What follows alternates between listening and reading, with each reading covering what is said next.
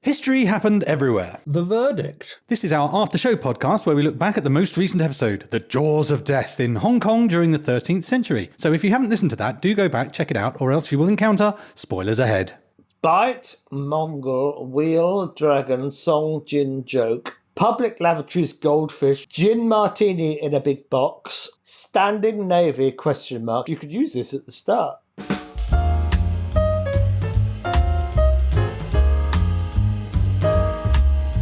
Hello, I'm Pete Goddard and I'm here in the studio with the flaky pastry lid to my delicious cherry pie, the ever-delicious Ryan Weir. Can I have some whipped cream too? You can be all sorts of extra goodiness. You can have custard, ice cream and whipped cream. Sprinkles? Sprinkles. Is that a thing? Do people do that? I just want to be called Sprinkles. Oh, your wish is my command.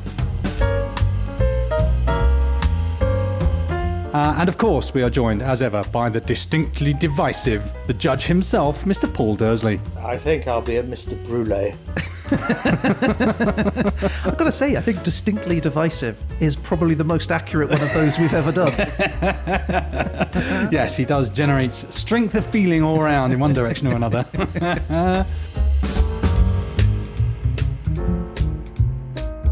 But enough of this nonsense, let us crack on with the game at hand. But I've kind of forgotten what that was. So, Ryan, could you just remind me, what was it we talked about? Yeah, I mean, I can totally do that for you. When do you want me to do it? Well, take about 60 seconds over it and start now. In this week's episode, we took a bite out of ancient Hong Kong, reliving the dramatic period of history which witnessed the ravaging Mongol horde sweep into southern China and squeeze the mighty Song dynasty until just a few loyal men held out in vain. We got all patriotic by slurping up some delicious protect the country soup and then climbed into the deadly mouths of tigers and sharks and crocs to witness how over the centuries humans have played a reverse Uno card to change the dynamic from man-eating beasts to beast-slaying men. We spoke to an expert who not only talks about alligators but speaks to them too, and most importantly, we learned that pink is the cheapest colour, Jowls suck blood from armpits, and Peter wants a fire lance.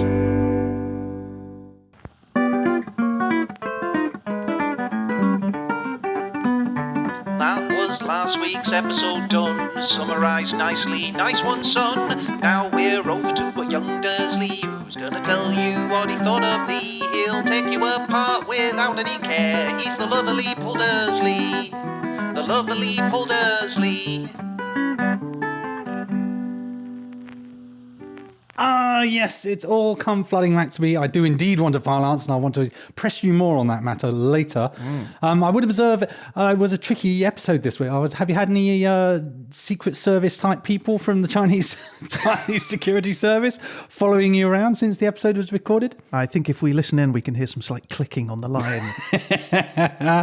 Hong Kong-wise, Paul, is that something you're really familiar with and you had a know-it-all approach to this, or was it all news to you? Most of it, I think, was news. I knew about the sort of the geography and the recent history. I always wanted to go, but after 1997, I sort of lost interest. Well, I think the window is of ease anyway. The window of ease is closing fast. But I did actually have something, Ryan. You mentioned that everything became deroyaled. I did, yeah. With the exception of the Royal Yacht Club. Yeah. And I looked a little bit into that more. Did they put an E at the end? Like a chicken royale. Yeah. No. What they did was, in sort of tribute to the one country, two systems approach that you mentioned, so a little bit that was democratic in a larger country that wasn't, they kept the royal in the English version of their name, but they don't have it in the Chinese version of their name. That way they'll never know. Until one of them learns English, they're going to get away with it. But that's how that happened.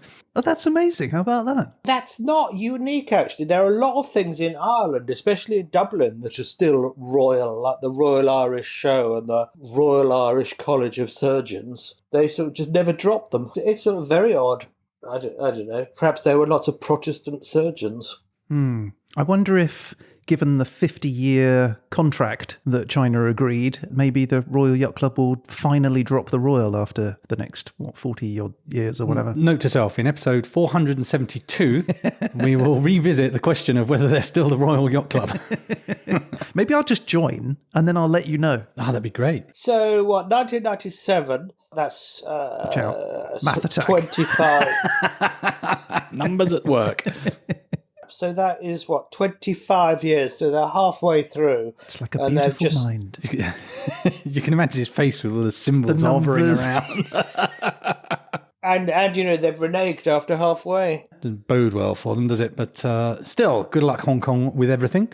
But this is not what we're about. We're about the 13th century. Indeed. And I particularly, as you know, was entranced by the fire lance, and I'd like to know more. The fire lance. Yeah, I could tell you about the fire lance. I mean, in your mind, what do you think a fire lance is? It's a gun, isn't it? Well, very close. That's not what I had in my head. What did you have in your mind? So in my head, and this is obviously mad, Yeah. is like a guy on a charger with a regular lance. Right. But the tip of that lance Yeah. stuffed with gunpowder. So he rides up, Yeah. whacks you with the lance, and it explodes in your face at the same time. Okay. So it began life as a pole with essentially a firework strapped at the end of it, as you're describing.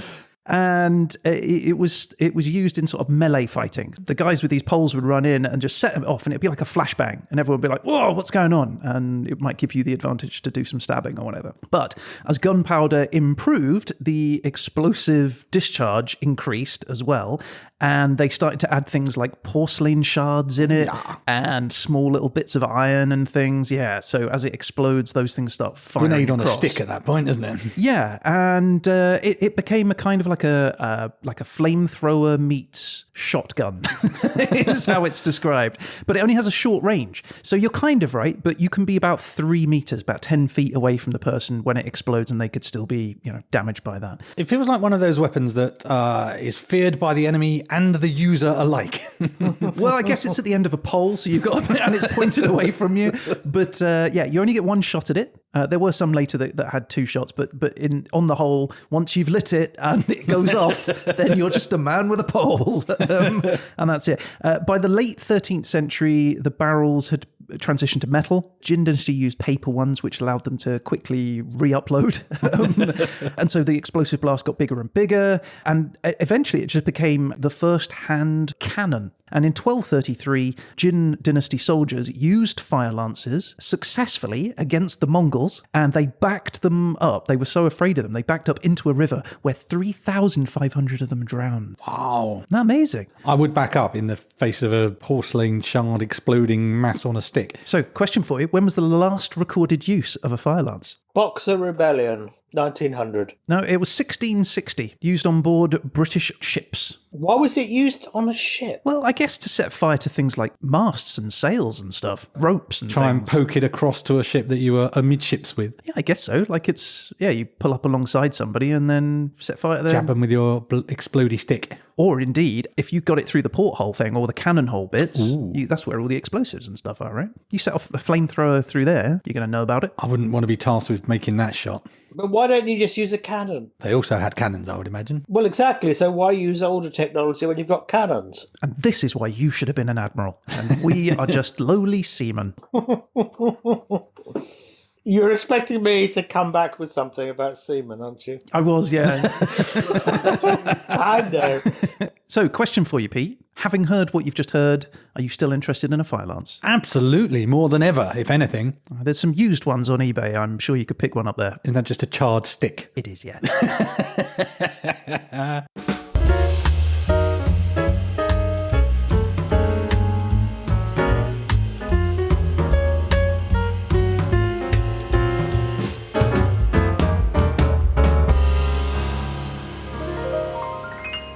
So that young ruler, Ryan, the babe in arms who was in charge. Zhao Bing. Yeah, but they Poor were old using Zhao Bing. they were using fire lances at that time, right? They were using fire lances, yeah. So they kind of been, they weren't that game changing. Well, they lost, right? Yeah, but there was only a handful of them against the entire Mongol army. I mean, I'm guessing like one man with an explodey stick wasn't enough to save the Song Empire. I suppose he's there going, well, I've got 3 sticks and there's 40,000 of them. Yeah. Yeah, fair enough. What do you think about that, Paul?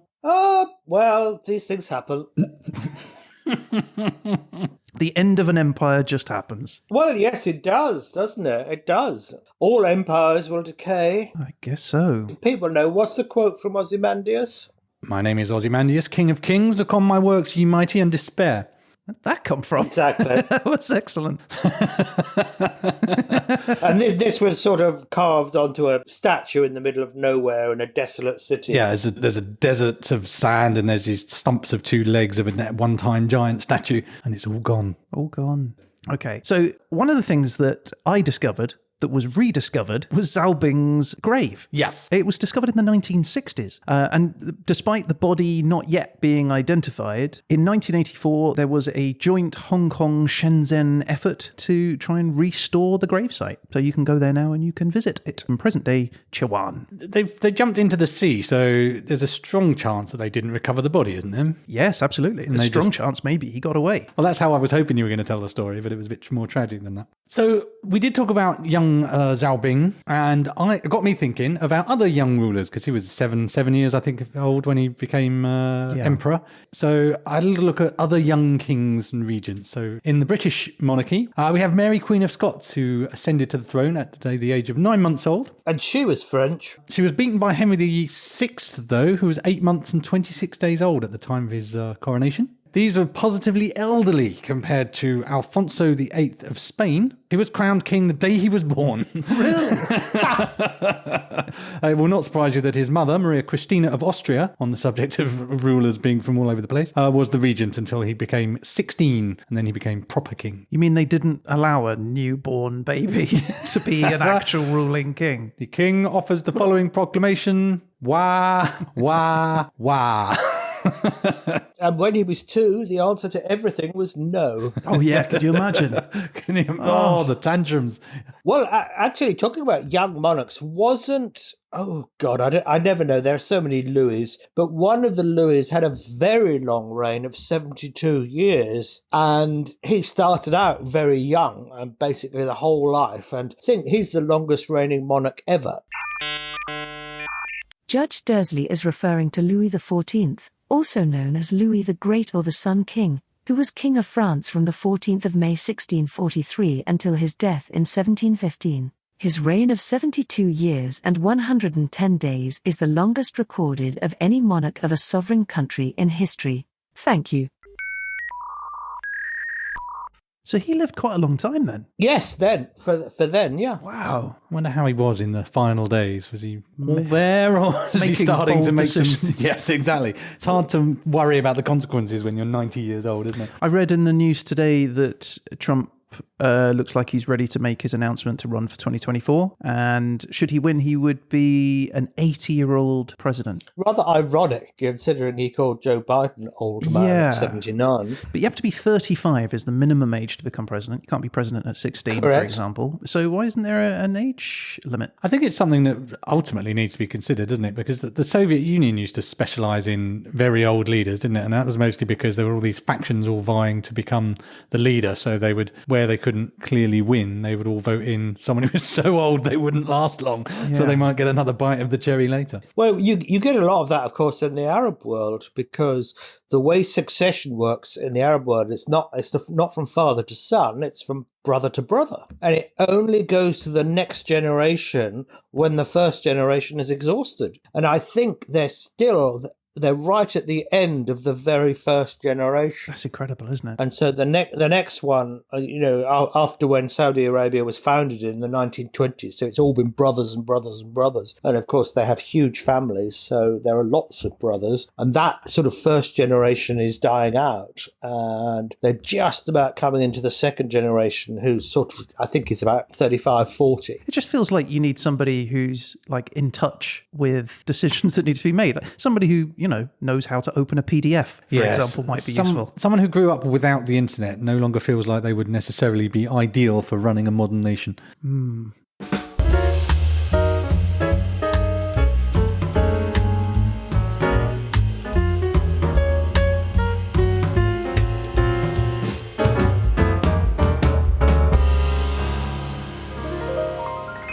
Okay, where were we? Tigers.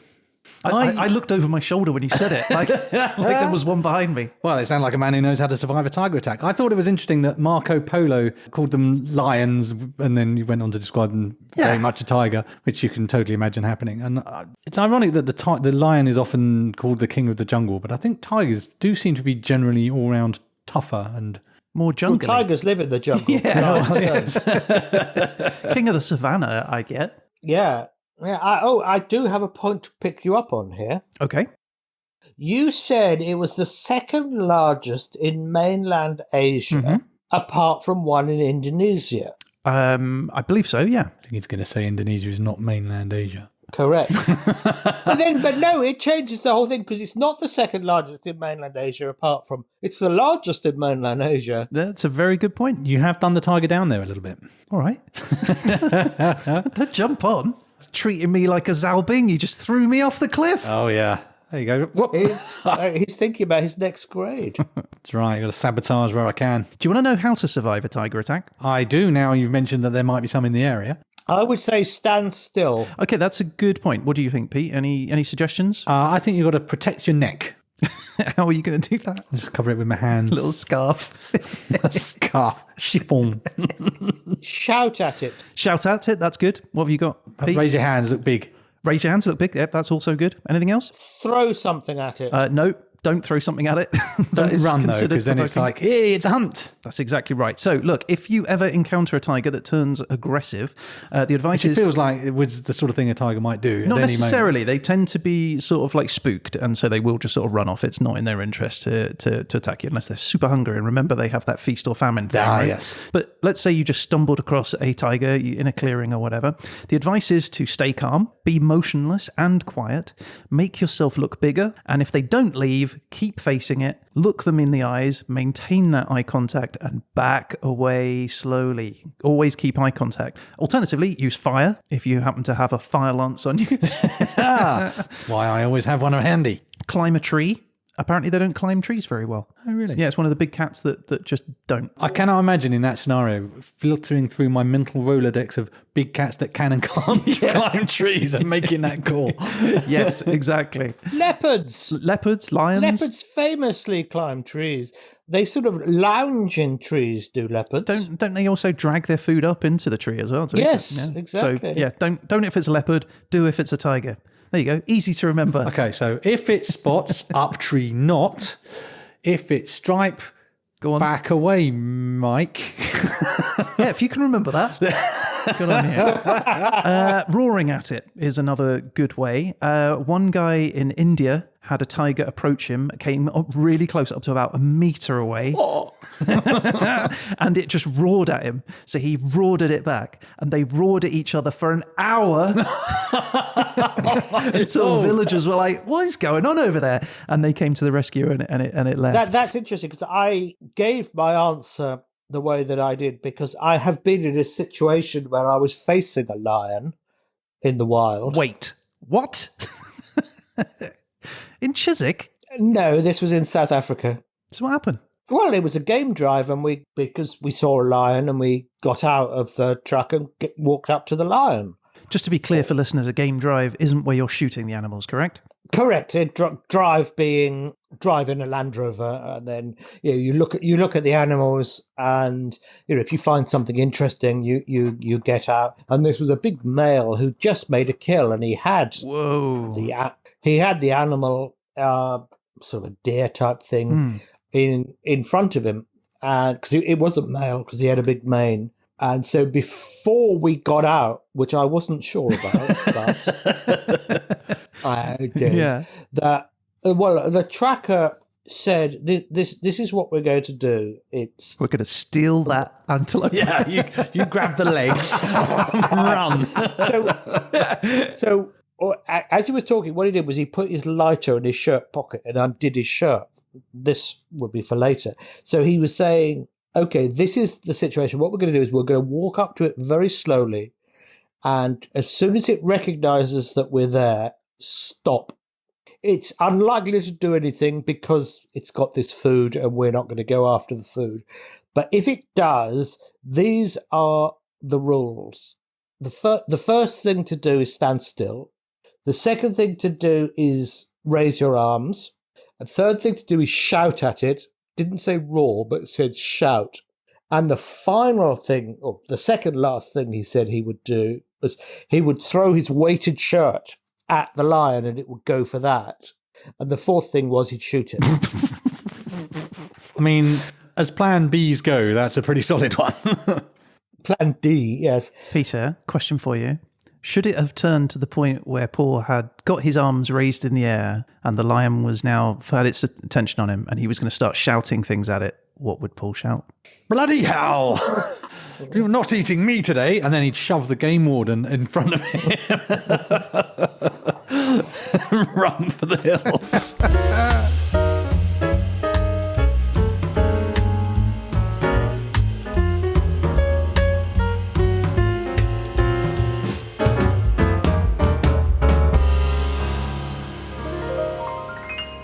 So we backed it because it roared at us and we stopped, watched it, and then backed off very slowly. And how did it feel when it roared at you? Was there like some primordial trigger in your brain?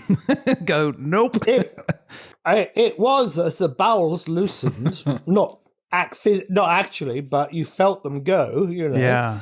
And you were standing there, and it was oh dear. Yes. So in terms of a tiger, the advice is to never turn and run. That is... Yeah, that's the absolute do not run. Don't lie down and play dead. They'll just eat you. And don't jump in water. Tigers can swim. Not only can they can swim for up to 18 miles. So...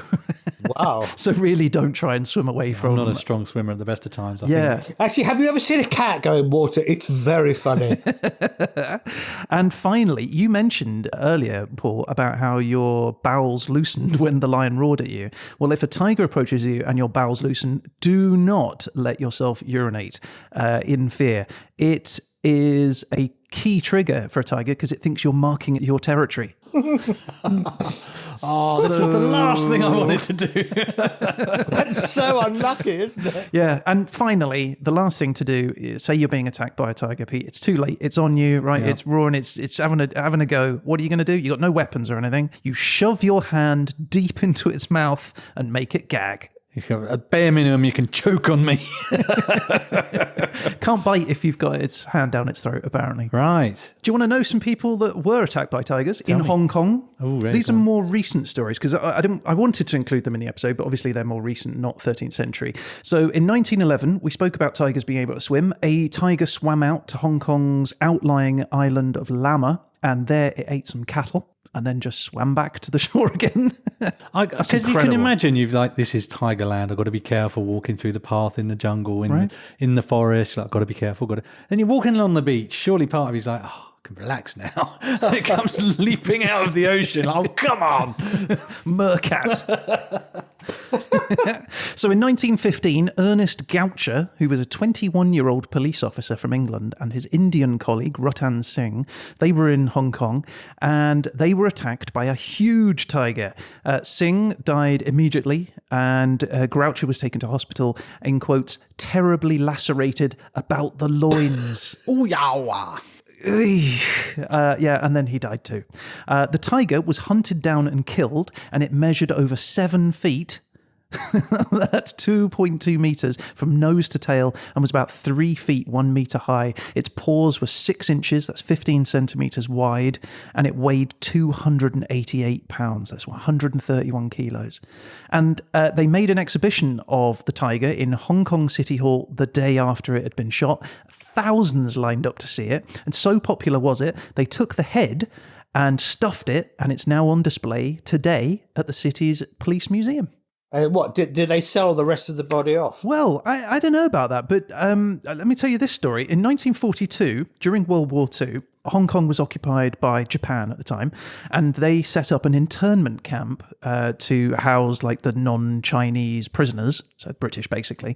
And one prisoner at the camp, George Wright Knuth, he wrote in his diary, "Last night, Langston and Dial, who were sleeping outside at the back of the bungalow, were woken up at about 5 a.m. by snarls and growls. Langston got up to have a look. He went to the edge of the garden and looked down the slope to the wire fence. There, Dial saw him leap in the air and fly back into the boiler room shouting, 'There's a tiger down there!' Eventually, a police officer was sent down there. He shot the tiger, and one of the internees in the camp, who was a butcher before the war, he skinned the animal and served the meat to officials of the Hong Kong Race Club, who declared it as tender and delicious as beef." There you go.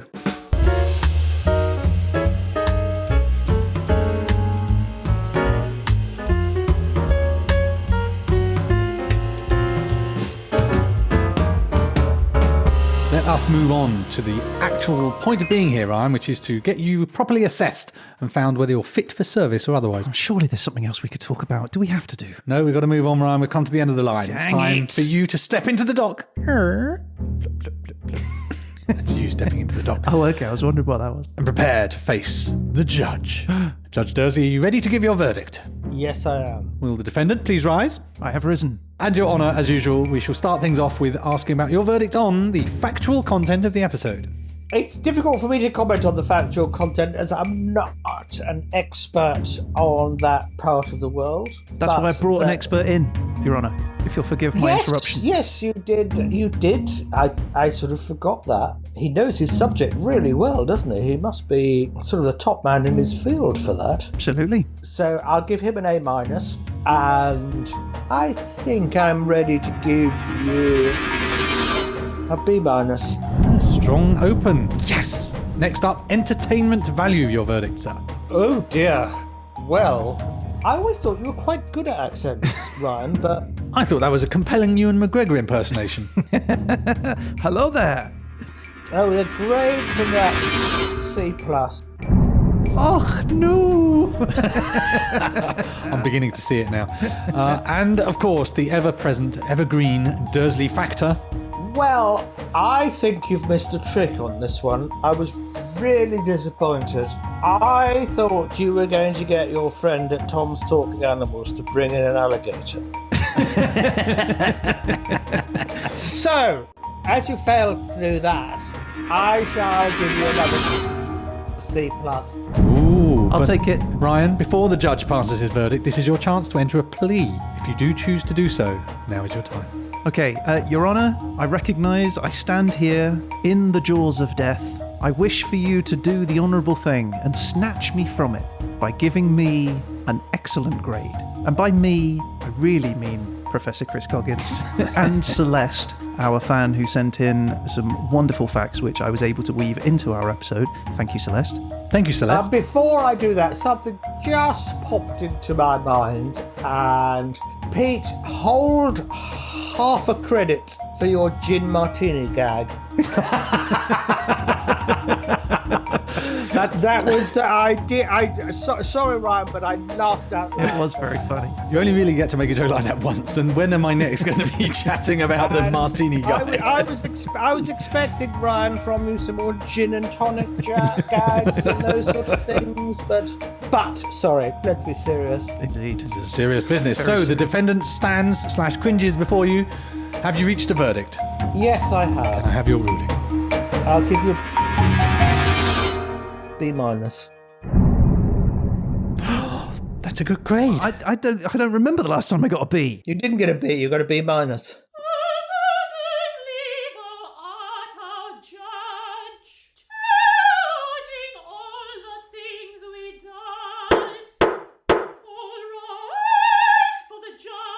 So that is enough of that. I agree with the verdict. It was an excellent episode. The next excellent episode will be myself attempting to do Germany from 1650 to 1700 on the topic community. So that's our show for this week. Thanks for listening. If you'd like to get in touch, as ever, about any of the things we've talked about on the show, you can reach out to us on social media or through the website, HHEpodcast.com, or email us at peteandryan@HHEpodcast.com. Yeah, we'd love to hear from you. And you never know, you might end up featured on a future show. One way to definitely feature is obviously to rate and review us on Apple Podcasts. Your recommendation really helps push us out to the wider world. And if you're on TikTok, Instagram, Facebook, or Twitter, you can find us at HHE Podcast. And if you subscribe to those, you're going to get an alert every time we post one of our little 1-minute animated bites. Of course, we'll be back again soon with the next episode. But in the meantime, huge thank you to the judge himself. Thank you, Paul. Felicitations. And that is it. I guess all that's left to say is... You've been listening to...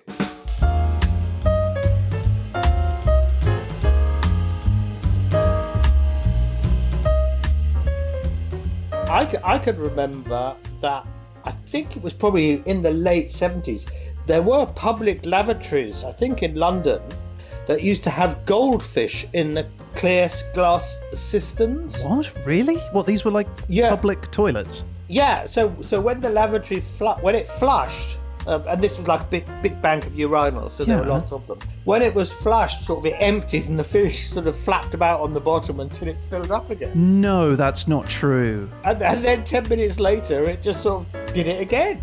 Those poor fish. They don't remember. That is an awful, awful story. They're goldfish and they can live out of water for 5 minutes. That doesn't mean we should do it on a regular basis. But it gives you something to look at. And you can actually put a planter on the top of here so they can reach on there and they can plant. Sorry, I've just switched my television on. I've sat on the remote.